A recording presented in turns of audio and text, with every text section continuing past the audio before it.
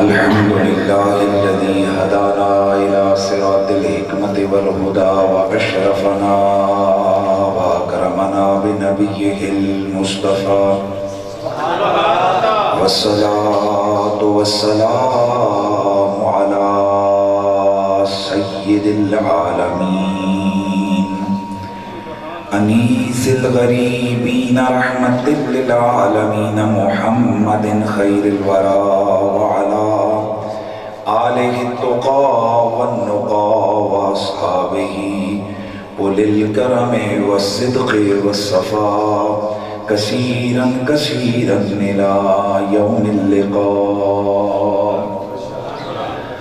أما بعد فأعوذ بالله السميع العليم من الشيطان الرجيم. بسم الله الرحمن الرحيم.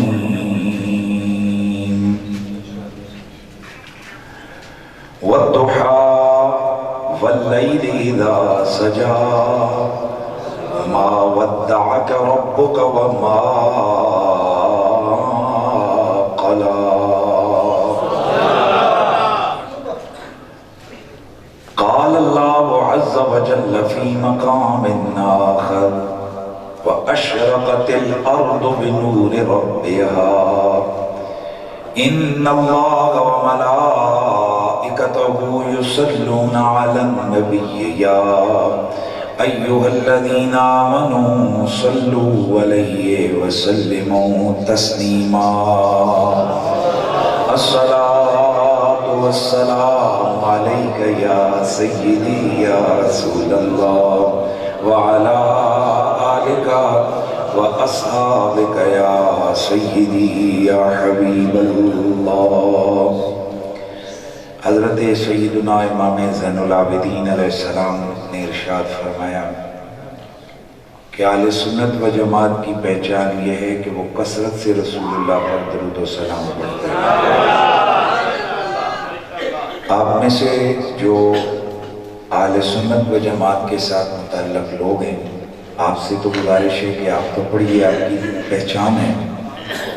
اور اگر کوئی دوسرے مسلک کا صاحب ہے اور وہ کسی اور صیغہ درود کو اپنے لیے بہتر سمجھتا ہے تو وہ اس کے ساتھ پڑھ لے، لیکن پڑھے سے حضور کی بارگاہ میں درود و سلام پیش ضرور کرے. بلند آواز سے سارے پڑھ لیجئے. صلی اللہ علیہ یا رسول اللہ وسلم علیہ یا حبیب اللہ. تو شاہ خوباں تو جانے جانا، تو شاہ خوباں. دیکھیے آج یہ محفل کا جو عنوان مشتہر کیا گیا ہے وہ ہے حسن مصطفیٰ. محفل نعت بسلسلہ بیان حسن مصطفیٰ. ویسے تو محفل میلاد شریف ہم آل سنت ہر اس محفل کو کہتے ہیں. میری گفتگو میرے پیٹ کا ترنم میں بے شک ہے.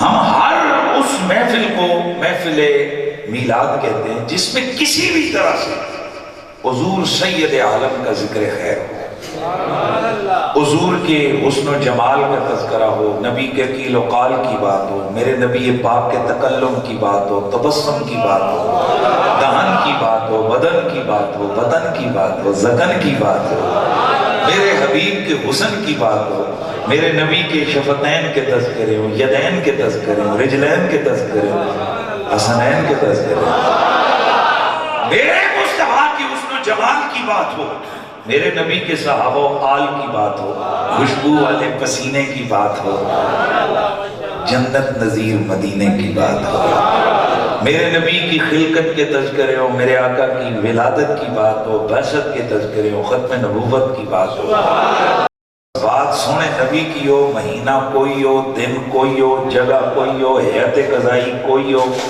تعداد کتنی ہو، بس بات حضور کی ہو، ہم سنی ایسی محفل کو محفل میلاد کہتے ہیں۔ اور ظاہر ہے میرے نبی کا ذکر ازل سے شروع ہے، ابد تک رہے گا۔ بھئی ماشاءاللہ ذرا آواز، میرے آقا کا ذکر ازل سے شروع ہے، بولیے ابد تک رہے گا۔ حضرت سیدنا آدم علیہ السلام، ذرا توجہ رکھیں گے، زمینوں پہ آئے تو اللہ تعالیٰ نے حضرت جبریل علیہ السلام کو بھیجا، جاؤ ذرا میرے آدم کی نا طبیعت منقبض ہے، بھئی جنت کو چھوڑ کے آئے، طبیعت منقبض ہے۔ جناب آدم علیہ السلام تشریف، جناب جبریل علیہ السلام تشریف لائے حضرت آدم کے پاس، تو انہوں نے آذان کہی۔ ماشاءاللہ بھائی توجہ رکھنا ہے نا، انوالومنٹ چاہیے مجھے اپنی گفتگو کے دوران آپ لوگوں کی توجہ چاہیے۔ اور میں وہ چپکنے والی بات کرنے والا خطیب بھی نہیں ہوں، جتنی دیر آپ کو میں ذوق دیکھوں گا سماعت کا ہے اتنی دیر بولوں گا، نہیں تو پھر چپ کر لوں گا۔ حضرات گرامی عرض کر رہا تھا کہ جناب جبریل امین زمین پہ آئے، حضرت آدم کی طبیعت کے انقباض کو ختم کرنے کے لیے انہوں نے آذان کہی۔ اللہ اکبر اللہ اکبر اللہ اکبر اللہ اکبر اشہدو ان لا الہ الا، آگے پہنچے اشہدو ان محمد رسول اللہ۔ جب آذان ختم ہوئی تو حضرت آدم علیہ السلام نے پوچھا جبریل کہ جن کا نام پڑا ہے اشہدو ان محمد رسول اللہ، یہ کون ہے؟ یہ کون ہے؟ حضرت جبریل علیہ السلام نے فرمایا اے آدم نبی، یہ ہوں گی آپ کی اولاد میں سے، لیکن شان یہ ہے کہ اگر انہوں نے نہ آنا ہوتا رب آپ کی تخلیق ہی نہ ہوتا۔ اب ایسے آپ سے میرا ایک سوال ہے، تذکرہ ذیلاً ضمناً ایک سوال ہے۔ قرآن تو کہتا ہے کہ حضرت آدم علیہ السلام عالم ارواح میں تھے تو اللہ تعالیٰ نے اس وقت ان کے سامنے ایک شان والے نبی کی ڈسکشن کی تھی۔ صرف ڈسکشن ہی نہیں ہوئی تھی، وعد وعید بھی ہوا تھا، عہد و پیمان ہوا تھا، اور صرف عہد وعد نہیں ہوا تھا، پکے ٹھکے معاہدے ہوئے تھے۔ وَإِذَا أَخَذَ اللَّهُ مِيثَاقَ النَّبِيِّينَ لَمَا آتَيْتُكُم مِّن كِتَابٍ وَحِكْمَةٍ ثُمَّ جَاءَكُمْ رَسُولٌ مُصَدِّقٌ لِّمَا مَعَكُمْ لَتُؤْمِنُنَّ بِهِ وَلَتَنصُرُنَّهُ قَالَ أَأَقْرَرْتُمْ وَأَخَذْتُمْ عَلَىٰ ذَلِكُمْ إِصْرِي قَالُوا أَقْرَرْنَا قَالَ فَاشْهَدُوا وَأَنَا مَعَكُم مِّنَ الشَّاهِدِينَ مَن تَوَلَّىٰ بَعْدَ ذَلِكَ فَأُولَٰئِكَ هُمُ الْفَاسِقُونَ۔ اتنے لمبے چوڑے معاہدے اللہ تعالیٰ نبیوں سے وعدے لے رہا ہے کہ جب میرا شانوں والا پیغمبر آئے گا، پیغمبروں جب میں تمہیں شان نبوت دے کے زمینوں پہ بھیجوں گا تو میرے سے وعدہ کرو اس کا کلمہ بھی پڑھو گے، اس کے دین کی ترویج بھی کرو گے۔ وعدہ قال اقررتم واخذتم على ذلكم اصري قالوا اقررنا، سب کہنے لگے لبیک مولا، اقرار کرتے ہیں ایسا ہی کریں گے۔ اب رب تعالیٰ نے یہ نہیں کہا کہ جاؤ نا، فرمایا فمن تولا بعد ذالک فاولئک هم الفاسقون، تم نبیوں میں سے بھی اگر کسی نے میرے یار محمد سے منہ پھیر لیا فاسق ہو جائے۔ بڑی بات کرنے لگا۔ آج ہم جب حضور کی بات کرتے ہیں تھوڑے جذباتی ہو جاتے ہیں، تو یہ جو لیبرل طبقہ ہے یہ ہمیں تانے مارتا ہے، کہتے ہیں بس یہ مولوی زیادہ ہی جذباتی ہو جاتے ہیں۔ حضرات ہم نے قرآن پڑھا ہے، نبی کے معاملے میں اللہ حضور کے معاملے میں سارے 1.25 لاکھ نبیوں کو فرما رہا ہے تم میں سے بھی اگر کسی نے میرے یار کو چھوڑا فاولئک هم الفاسقون، مرتبہ نبوت سے گر کے درجے فسق پہ چلا جائے گا، کوئی معافی نہیں ہے۔ اللہ زہرا کا بابا کوئی چھوٹی ذات تو نہیں ہے، حسنین کے بابا کوئی معمولی ہستی تو نہیں ہے نا، پیغمبروں کو بھی معافی نہیں ہے اگر وہ حضور کے معاملے میں کوتاہی ہے، اگر وہ کریں بالفرض وہ کریں انہیں بھی معافی نہیں۔ اور اگر پیغمبروں کو معافی نہیں تو کسی ملے کو کیسے معافی مل سکتی ہے، کسی عام بشر کو کیسے معافی مل سکتی ہے؟ اس لیے صاحب یہ مزاج قدرت ہی یہی ہے کہ ہم حضور کے معاملے میں خوب جذباتی رہے ہیں. ہماری نصیحت تربیت ہی یہی ہے قرآن کی، ہر جگہ نہ، لیکن حضور کے معاملے پہ ہمیں اولا ہاتھ نہیں، مضبوط رویہ، مضبوط عقیدہ رکھنا چاہیے. اچھا اب میں سوال پوچھنے لگا ہوں کہ جس آدم نے عالم ارواح میں میرے نبی مکرم کی ذات کے حوالے سے عہد کی ہے، تو وہ جبریل علیہ السلام کو زمینوں پہ آ کے پوچھتے ہیں کہ یہ محمد کون ہے؟ یہ بات تو آپس میں ٹکرا گئی. تو یقیناً آپ مجھ سے کہہ سکتے ہو مفتی صاحب آپ نے یہ جو روایت پڑھی یہ روایت ٹھیک نہیں ہے. کیوں؟ کہ یہ تو یوں لگ رہا ہے کہ آدم علیہ السلام ابھی حضور کو جانتے ہی نہیں ہیں، حالانکہ عالم ارواح میں ان کا تعارف تو ہو چکا. اور صرف اتنا نہیں ہے، ایک اور حدیث ہے جس وقت حضرت آدم کے جسم اطہر کے اندر روح ڈالی گئی تو آپ نے نگاہ اٹھا کے عرش پہ لکھا ہوا دیکھا لا الہ الا اللہ محمد رسول اللہ. اب میں تھوڑا سا آپ کا مزاج چیک کرنے لگا ہوں کس طبیعت کے بیٹھے ہو. ایک اور روایت ہے جسے خصائص کبریٰ میں امام جلال الدین سیوطی نے ذکر کیا، اس میں تھوڑی سی بات اور بھی ہے کہ اللہ کے عرش پہ لکھا تھا محمد علی فاطمہ حسن حسین.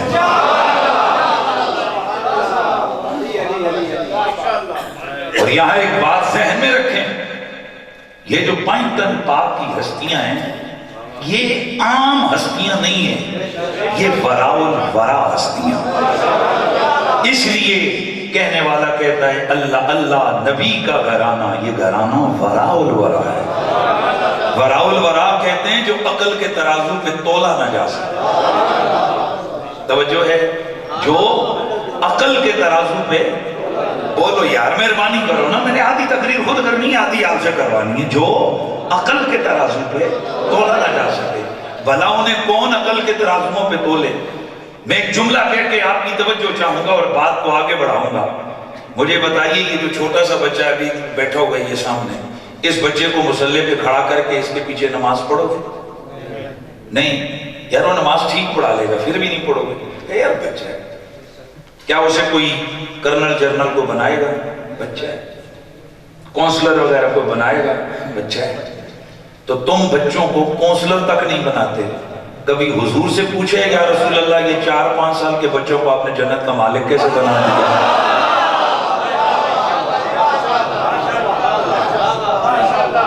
یہ گھرانہ ورا ہے، یہ گھرانہ ورا ہے. یہی تو وہ چیز ہے جو ابھی تک کئی دماغوں کی اتری نہیں ہے، جس کی وجہ سے وہ ذکر آل محمد کرتے تو ایسے. یار جن وہ میاں صاحب کہتے تھے نا کیا قدر نبی دا ایک ہی جاننی دنیا دار کمینے قدر نبی دا جانن والے سو گئے نے وچ مدینے.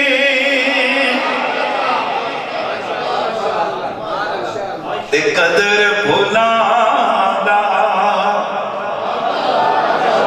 گر کی جانی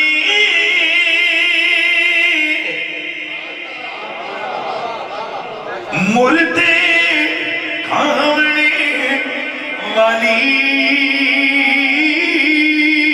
قدر بھلانا بلبل جانے اور صاف دماغ والی.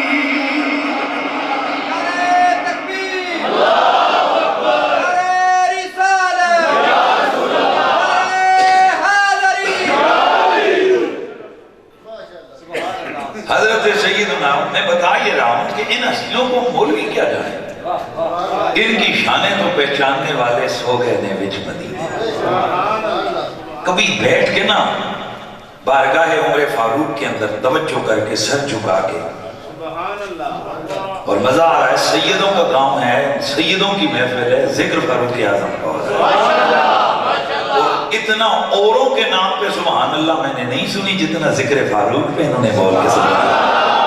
یہاں سے پتا چلا کہ ملا جی آپ کا پروپیگنڈا جو ہے نا وہ زیادہ دیر چلنے والا نہیں ہے، یہ سادات ہی ہیں جو شان اصحاب کو بھی جانتے ہیں، شان اہل بیت کو بھی جانتے ہیں۔ اور ایک بات ذہن میں رکھیں، میں محفلیں دیکھ کے تقریریں نہ کرتا ہوں، نہ میرے موضوع بدلتے ہیں، نہ میرا بیانیہ پلیٹ فارم دیکھ کے یا تنظیمیں دیکھ کے یا جگہیں دیکھ کے یا دربار دیکھ کے بیانیہ بدلے۔ ہمارا بیانیہ بڑے عرصے سے ایک ہی ہے، اور انشاءاللہ دعا کرتا ہوں اللہ اسی بیانیے کے ساتھ ہمیں قبر کی راہ پہ چلا دے، قبر کی منزل تک پہنچا دے۔ میرا تو ٹی وی پہ بھی یہی بیانیہ ہے، آپ سب کو پتہ ہے کہ جہاں بڑے بڑے بیانیے لوگ ایسے کر کے کھڑک کر جاتے ہیں، ہم نے وہاں بھی ٹھوک بجا کے اپنا بیانیہ رکھا ہے۔ خدا کی عزت کی قسم میں مداہن نہیں ہوں، منافقت نہیں ہے۔ اگر میرے نبی کے صحابہ نہ ہوتے ہمارے پاس یہ شریعت اور یہ دین اس حالت میں سلامت ہمیں نہ ملتا۔ اصحاب پیغمبر کا حضور کی شریعت پہ، حضور کے دین پہ احسان ہے۔ میں تھوڑا سا آپ کی توجہ چاہوں گا، میں صرف کئی ذہنوں میں فکر میں ذرا یہ ڈالنا چاہتا ہوں۔ جب حضور نے اعلان نبوت کیا، حضور کے خاندان کے کتنے لوگ حضور کے ساتھ تھے؟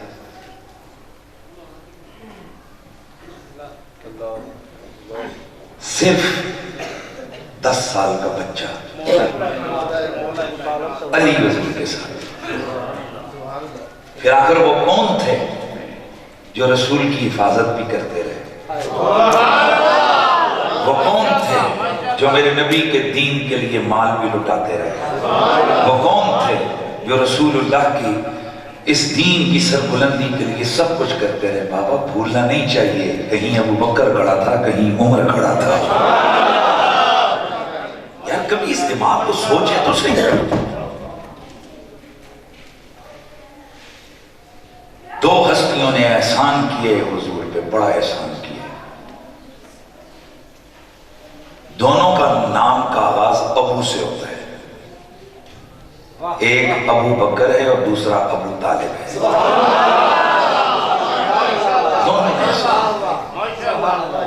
یہ میرے نبی کے محسنین ہیں، اور میرے حضور نے خود فرمایا، حضور نے خود فرمایا، لوگوں ابو بکر نے مجھ پر اتنے احسانات کیے کہ میں نے ان کا بدلہ نہیں دیا۔ یہ کئی مولوی ترجمہ کرتے ہیں، میں ابو بکر کے احسانوں کا بدلہ چکا ہی نہیں سکتا۔ یار نا نا نا نا نا،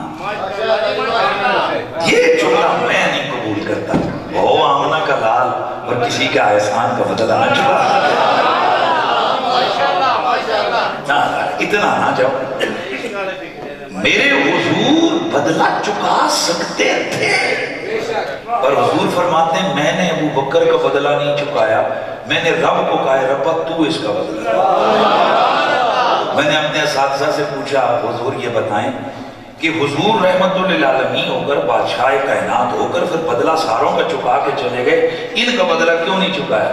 فرمایا بیٹا اصل میں حضور اگر چکاتے تو وہ اپنی شان مصطفی سے چکاتے، لیکن حضور نوازنا چاہ رہے تھے، اور وہ چاہ رہے تھے کہ ابو بکر باقیوں کے احسانات کے بدلے میں نے دیے، ان کے شان مصطفی سے دیے، میں چاہتا ہوں کہ تیرے احسان کا بدلہ شان خدائی سے چکا۔ جن پر میرے حضور نے نگاہ کرم کی، ہم انہیں بھی سلام کرتے ہیں۔ اور میرا بڑا مشہور جملہ ہے، الحمدللہ ورلڈ وائز اللہ تعالیٰ نے میرے ان جملوں کو پذیرائی دی۔ کئی حضرات کئی دفعہ آپ جملے مارکیٹ میں آ جاتے ہیں، پتہ نہیں ہوتا آیا کہاں سے، لیکن ہمیں تو پتہ ہوتا ہے کہاں سے آیا۔ تو میرا جملہ جسے بڑی پذیرائی ملی وہ کیا کہ یہ میرے حضور کا مزاج ہے، کبھی کسی کو کندھوں پہ بٹھا کے نوازتے ہیں اور کبھی کسی کے کندھوں پہ بیٹھ کے نوازتے ہیں۔ یہ بھی ہمیں تقسیم قبول نہیں ہے کہ حضور نے حضرت ابو بکر کے کندھوں پہ اس لیے حضور بیٹھے کہ ان کے سوا حضور کو کوئی اٹھا نہیں سکتا۔ یہ لا علمی کی دلیل ہے، جہالت کی دلیل ہے۔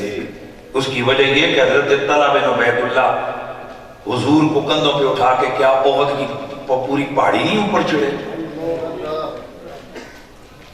تو بیان کرنے والے کیسے بیان کرتے ہیں؟ حضور نے علی کو خود کندھوں پہ اٹھایا اور خود ابو بکر کے کندھوں پہ بیٹھ گئے۔ اب علی چونکہ بھارے نبوت اٹھا نہیں سکتے تھے تو اس وجہ سے حضور نے ان کو کندھوں پہ اٹھایا، اور ابو بکر اٹھا سکتے تھے اس لیے حضور ان کے کندھوں پہ بیٹھے۔ یار کیا تم مقابلہ اور کیا یہ تم کرنا چاہتے ہو؟ پھر میرا سوال یہ ہے کہ علی بڑا ہے کہ طلحہ بن عبید اللہ بڑا ہے؟ وہاں بولن بولتے ہو علی بڑا ہے، تو پھر بتاؤ طلحہ بن عبید اللہ وہ میرے نبی کو بوجھ اٹھا کے احد پہ چڑھ سکتا ہے، تو جو شیر خدا فاتح خیبر ہے وہ میرے نبی کا بوجھ نہیں اٹھا سکتا۔ اور پھر اگر اس سے بھی نیچے آؤں، آج ہی حضور فلان جگہ گئے تو سواری پہ سوار ہو کے گئے، تو میں نے کہا مولوی صاحب سواری نے بوجھ اٹھا لیا؟ یار نہیں گل کا سمجھ آئی گا کیا یار سواری نے بوجھ اٹھا لی؟ جی اٹھا لیا، میں مدد کہہ جاؤں۔ وہ جو اتنا بڑا علی ہے، جو شیر خدا ہے، مشکل کشا ہے، اصل بات یہ اٹھانے نہ سکنے نہ اٹھا سکنے کی نہیں ہے، اصل بات اور ہے، اصل بات مزاج ساقی کی ہے کہ کسے کس طرح پلانی ہے۔ توجہ ہے، بات مزاج ساقی کی ہے کہ کسے کس طرح سے پلانا ہے، اسے جام آنکھوں کا دینا ہے یا اسے جام گلاس کا دینا ہے۔ حضرات یہ مزاج مصطفیٰ کی بات ہے۔ کسی کو نوازا ابو بکر میں تیرے کندھوں پہ سواری کروں گا، اور کسی کو نوازا علی چڑھ جا محمد کے کندھوں پر، حسن آ جاؤ میرے کندھوں پر، حسین۔ تو یہ مزاج ہے میرے نبی کا، کبھی کسی کے کندھوں پہ بیٹھ کے نوازتے ہیں اور کبھی کسی کو کندھوں پہ۔ یار کبھی پوچھو تو صحیح ہے، اس وجہ سے نہیں ہو بیٹھا بٹھایا جاتا کہ فلاں یوں تھا۔ کئی لوگ کہتے ہیں حضور اصل میں غار کی چڑھائی نہیں چڑھ سک رہے تھے تو ابو بکر صدیق نیچے بیٹھ گئے، کہا میرے کندھوں پہ۔ نانسنس، یہ کیسی بات ہوئی؟ ابو بکر تگڑے تھے کہ رسول اللہ تگڑے تھے؟ اور بھائی حضور جسمانی حوالے سے 100 مردوں کی قوت تو حضور میں حدیث میں موجود ہے۔ نبی کے پاؤں کے نیچے زمین خود سمٹتی ہے، یہ حدیث کے اندر موجود ہے۔ تو پھر عمر تو دونوں کی قریب قریب ہے، تو پھر بتائیے حضور نہیں چڑھ سکتے تھے تو ابو بکر حضور کو اٹھا کے بھی چڑھ سکتے تھے؟ اور یہ نہیں ہے مسئلہ۔ میرے نبی کا دل آ گیا، آ میرے یار آج تیرے کندھوں پہ وزن ڈال کے تجھے نواز دے۔ یہ مزاج کی بات ہے۔ کس کی بات ہے بولیے؟ اور حضرت علی جو کندھوں پہ بیٹھے، کئی لوگ کہتے ہیں اصل میں سیڑھی ویڑھی نہیں تھی تو حضور نے حضرت علی کو کہا میرے کندھوں پہ چڑھ کے تو کعبے کے بت کو۔ کبھی سوچے کعبے کی اونچائی کتنی ہے؟ وہاں تو 4 بندے مل کے کھڑے ہوں تب بھی کہا تم جو ہے نا وہ اوپر چھت تک نہیں پہنچ سکتے جہاں بت لگے ہوئے تھے۔ تو پھر حضور نے اپنے کندھوں پہ کھڑا کر کے حضرت علی کو کیسے کہہ دیا کہ تم میرے کندھوں پہ چڑھ کے بت توڑ؟ کوئی بات نہیں سمجھ آئی آپ؟ اور بھائی میں ادھر میرے حلوے کو یہ چھت سے کوئی چیز اتارنی ہے تو میں یہاں کھڑا ہو جاؤں، میں کہوں آج بھی میرے کندھے پہ چڑھ کے تو لا، یہ تو پھر بھی نہیں لے سکتی کیونکہ یہ چھت تقریباً اس کی 16-17 فٹ ہائٹ ہے، تو ہم 2 بندے مل کے بھی یہاں تک کوئی نہیں پہنچ سکتا، تو پھر کعبے کی تو ہائٹ اور زیادہ ہے۔ اب علی اگر حضور کے کندھوں پہ آپ بیٹھے تب بھی چھت تک ہاتھ نہیں پہنچتا تو پھر بٹھایا کیوں؟ آج عیسائی سے پوچھتے ہیں۔ میرے نبی نے جب مولا علی کو کندھوں پہ بٹھایا تو مولا علی فرماتے ہیں خدا کی قسم مجھے حضور نے پوچھا علی کیا دیکھ رہے ہو؟ میں نے عرض کیا یا رسول اللہ۔ اور دوسری روایت ہے کہ رفعت النبی، اللہ کے رسول نے مجھے بلند کیا، حتی نلتو افق السماء، میں کعبے تک نہیں رہا، میں آسمان کے کناروں تک چلا گیا۔ کتنے تک چکے ہیں؟ اور ایک اور روایت میں ہے کہ مولا علی فرماتے ہیں حضور نے پوچھا علی کیا دیکھ رہے ہو؟ میں نے عرض کی یا رسول اللہ کا عرش سامنے دیکھ رہا ہوں، عرش الہی سامنے. تو اب کیا سمجھتے ہو کہ حضور نے صرف وہ بت توڑوانے تھے اس لیے کندھوں پہ بڑا نہیں پگلے. میرا نبی کبھی کندھوں پہ بیٹھ کے نوازتا ہے, کبھی کندھوں پہ بٹھا کے نوازتا ہے. یہ تو بہانہ ہے, کبھی بتوں کا بہانہ ہے, کبھی غار کی چڑھائی کا بہانہ ہے. تو بات دور دور دور دور دور نکل گئی. میں جس جگہ سے گفتگو کو میں نے ڈائیورٹ کیا, میں پھر اس طرف جانا چاہتا ہوں. میں اس طرف جانا چاہتا ہوں, ذرا توجہ فرمائیں گے تو انشاءاللہ میری امید ہے کہ انشاءاللہ آپ کو مزہ آئے گا. سوال یہ پیدا ہوتا ہے کہ حضرت آدم علیہ السلام جانتے تھے یا نہیں جانتے تھے؟ بھائی بتائیں. جانتے تھے تو پھر حضرت جبریل علیہ السلام نے آ کر کیوں کہا؟ بولیے نا, کیوں کہا؟ اس کا جواب میرے استاد گرامی نے دیا. آپ نے فرمایا بیٹا جانتے تھے, پر آدم کو پتا تھا کہ اب جبریل آگے حضور کی شان بیان کرے گا. تو عاشقوں کا مزاج ہوتا ہے, کبھی ذکر کر کے مزہ لیتے ہیں, کبھی ذکر سن کے مزہ لیتے ہیں. تو اس حوالے سے میرے دوستوں, میرے نبی کا ذکر تو تب سے جاری ہے جب کچھ بھی نہ تھا. اسی لیے پھر کہنے والا کہتا ہے کہ خدا ہے ذاکر میرے نبی کا, یہ ذکر ان کا ختم نہ ہوگا. ازل سے محفل میرے نبی کی سجی ہوئی ہے, سجی سے محفل میرے نبی کی سجی ہوئی ہے, سجی رہے گی. اس پوری کائنات کے اندر میرے رب قدیر نے یہ جتنی بھی مخلوقات بنائی ہے, ان سب میں سے حضرت انسان کو اشرف و اعلیٰ بنایا ہے. ایک جگہ یہ بات بنی, حضرت انسان کو اشرف و اعلیٰ بنایا ہے. اور حضرت انسان میں سے اللہ نے جن ہستیوں کو چن کر بے مثل و بے مثال جو زمانے میں گئے, جنہیں چن کے رکھا وہ اللہ کے نبی ہیں. یاد رکھیے ہر نبی اپنے اپنے دور کا چنا ہوا بندہ ہوتا ہے, چنی ہوئی ہستی ہوتی ہے. اس جیسا اس دور میں کوئی نہیں ہوتا, عقل میں کوئی بھی مقابلہ نہیں کر سکتا, علم میں کوئی بھی مقابل نہیں ہوتا, حسن میں کوئی بھی مقابل نہیں ہوتا. اس لیے ہر نبی مجتبی ہوتا ہے. ہمارے آقا مجتبی بھی ہیں, مصطفیٰ بھی ہیں. ہمارے آقا بولیے مجتبی بھی ہیں, مصطفیٰ بھی ہیں. فرق کیا ہے مجتبی و مصطفیٰ کے اندر؟ فرق کیا ہے مجتبی و مصطفیٰ کے اندر؟ گرامی المرتبت حاضرین, حضرت علامہ نبہانی فرماتے ہیں مجتبی وہ ہوتا ہے جو امت میں سے چنا جائے, اور مصطفیٰ وہ ہوتا ہے جو 1.25 لاکھ نبیوں میں سے چنا جائے.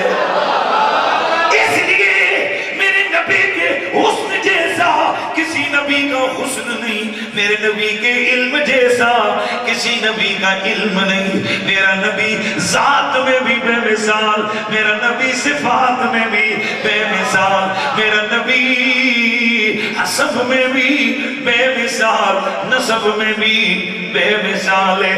اس لیے تو پھر بریلی سے آواز آتی ہے کہ سب سے اولا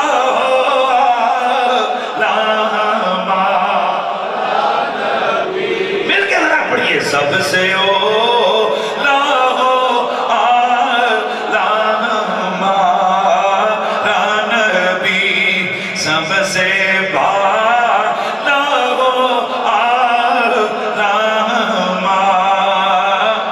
ہمارا نبی. اپنے مولا کا پیارا ہمارا دونوں عالم کا دولہا. اے چھڑے پڑھ دیا جے شرما رہے ہو. نعرہ تکبیر،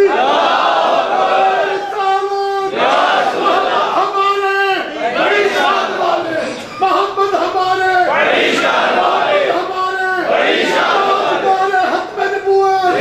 یا آپ یقین کریں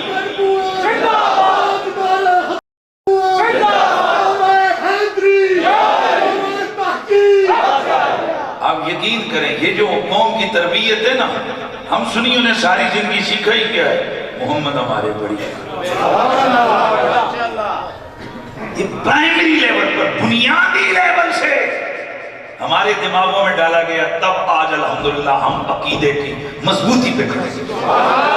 آپ کی ذمہ داری ہے کہ آپ اپنے بچوں کی تربیت اسی منہج پہ کریں، اسی طریق پہ کریں کہ ہر بچہ سنیوں کو اس کے دماغ میں یہ بات پکی نقش ہو جائے کہ میرے حضور جیسا ہے، ہمارے نبی جیسا ہے. اور یہ جو محافل میلاد کے نکات کا مقصد اور کیا ہے؟ وہ الگ بات ہے انتہائی معذرت کے ساتھ. ہمارے ہاں محافل جیسے اور کئی چیزوں میں عدم توازن کا شکار ہو چکے ہیں ہم لوگ، اسی طرح ہماری محافل بھی عدم توازن کا شکار ہو چکے ہیں. محافل میلاد ہوتی ہیں 2-2 گھنٹے ذکر مولویوں کے ہوتے رہتے ہیں. اگر کسی دربار پہ وہ محفل ہو تو ذکر پیروں کو ہوتا رہتا ہے. معذرت سے میں نے ایک دفعہ انگلینڈ کے اندر ایک محفل میلاد ہو رہی تھی تو میں نے اس کو اٹینڈ کیا. میں گیا تھا وہاں صبح 10 بجے سے لے کر 3 بجے تک کوئی 70 کے قریب لوگ آئے، 5-5 2-2 4-4 منٹ وہ بولتے رہے. اس گھنٹوں پر مشتمل محفل میں آپ یقین کریں 15-20 منٹ بھی حضور کی شان بیان نہیں. جو آ رہے کوئی کہتے ہیں پیرا ہے کر دیتا ہے، مولانا صاحب ہے کر دیتا ہے کر دیتا ہے، بس کیوں یہ میلاد ہو گیا. لاکھوں روپے چندہ اکٹھا کیا گیا ہے کس نام پر؟ میلاد کے نام. اور ذکر کس کو ہو رہا ہے؟ مولویوں اور پیروں. اسی طرح ہماری محافل محرم،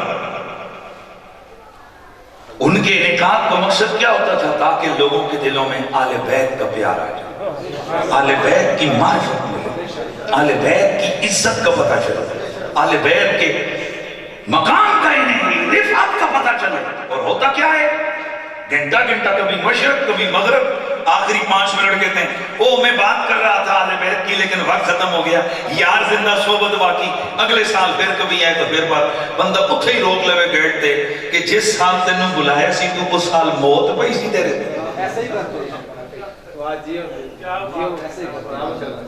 آپ یقین کیجئے ہماری محافل کا توازن بگڑ گیا. پر میرے اساتذہ کی بڑی سختی سے تربیت ہے. وہ فرماتے ہیں بیٹا جس موضوع پہ جلسہ ہو نا تو کم از کم آنے والا جب اٹھ کے جائے تو وہ یہ تو کہے نا یار واقعی موضوع پہ جنہیں گل کیتی ہے. تو آج محفل ہے میلاد پاک کی، حضور کی محفل ہے تو بات حضور کی کریں گے. یہ نہیں ہے کہ اگر ہم ذکر زہرا کریں یا ذکر علی کریں یا ذکر ابو بکر کریں تو حضور کو اچھا نہیں لگتا. وہ یار انہوں نے ہی تو ہمیں ان کا ذکر سکھایا ہے، سنایا. حضور نے ہی تو ہمیں آل بیت کے قصیدے سنائے ہیں. حضور نے ہی تو ہمیں بتایا ہے کہ جنت میں ابو بکر کا مقام کیا ہوگا، عمر کا مقام کیا ہوگا. حضور نے ہی تو ہمیں بتایا ہے. اور یہ بات بھی ذہن میں رہے، یہ بحثوں میں مت پڑیں ہو نبی کا صحابی وہ جنت میں نہ جائے، ہو ہی نہیں سکتا. جب ہم لوگ تیار بیٹھیں گے ہم جنت میں جائیں گے تو صحابی رسول جنت میں نہیں جائے گا. غوث پاک فرماتے ہیں میرے رب نے مجھ سے وعدہ کیا جس نے میرے ہاتھ پہ بیعت کر لی، جو مجھ سے محبت کرنے لگ گیا، مجھ سے وعدہ کیے کہ جب تک وہ بخشا نہ جائے، جب تک وہ توبہ نہ کر لے اسے موت نہیں دوں گا. فرمایا میرے ساتھ وہ جنت میں جائے گا. حیرت کی بات ہے عبد القادر جیلانی کا مرید تو جنت میں جائے، محمد عربی کا مرید جنت میں نہ جائے. یہ بحث ہی اہل سنت کی محافل میں کیوں کر ہو؟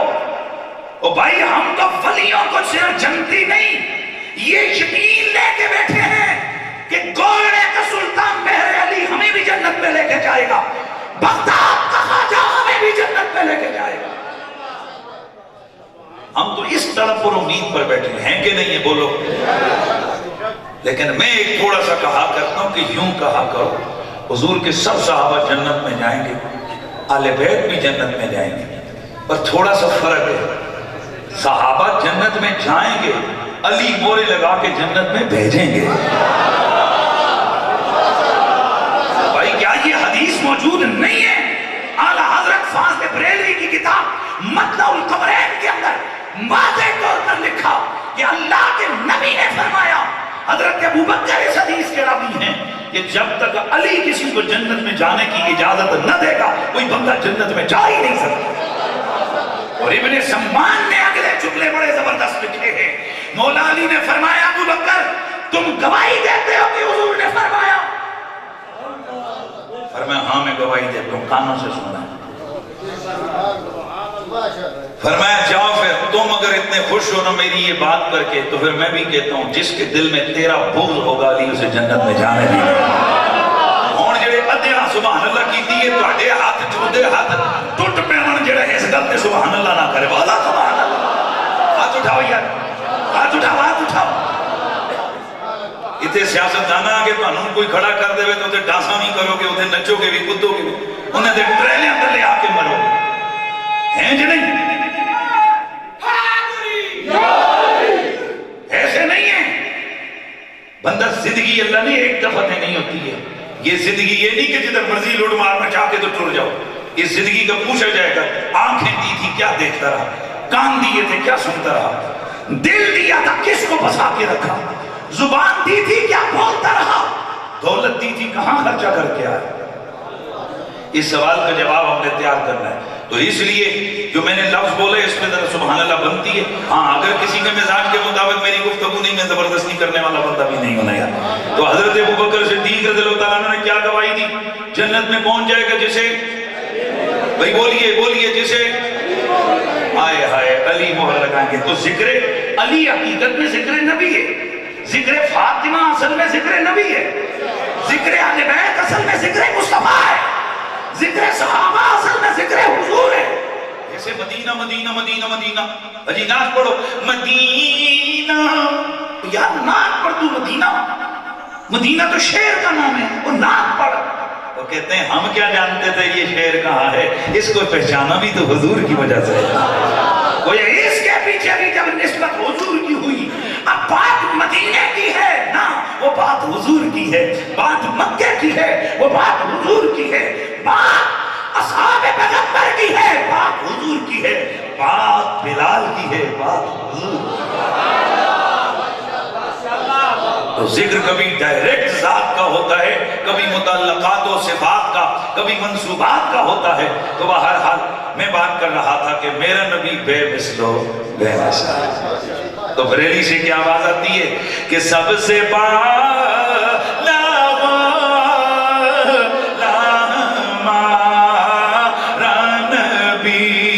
سب سے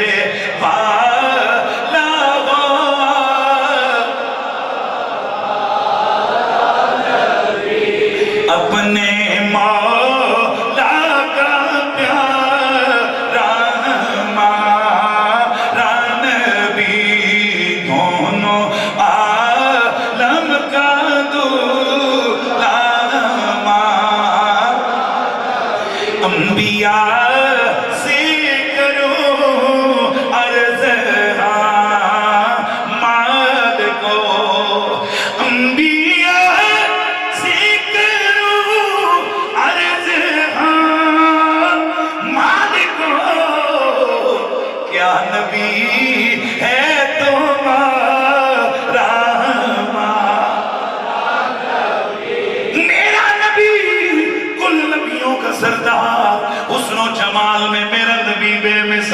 میرا نبی قوت میں طاقت میں ہر اعتبار سے رب نے بے مثل و بے مثال بنایا ہے۔ میرے نبی جیسا سونا میرے رب نے کائنات میں کوئی بنایا ہی نہیں۔ باقی سارے نبی حسین ہیں، میرا نبی حسینوں کا بادشاہ ہے۔ بھائی ماشاءاللہ یہ جو 5-10 حضرات کا ذوق ہے نا، اس ذوق پہ ذرا آپ تھوڑی دیر مجھے بولنے دیں تو پھر میں انشاءاللہ آپ کو مزہ دوں گا۔ سب نبی سونے ہیں، میرا نبی حسینوں کا بادشاہ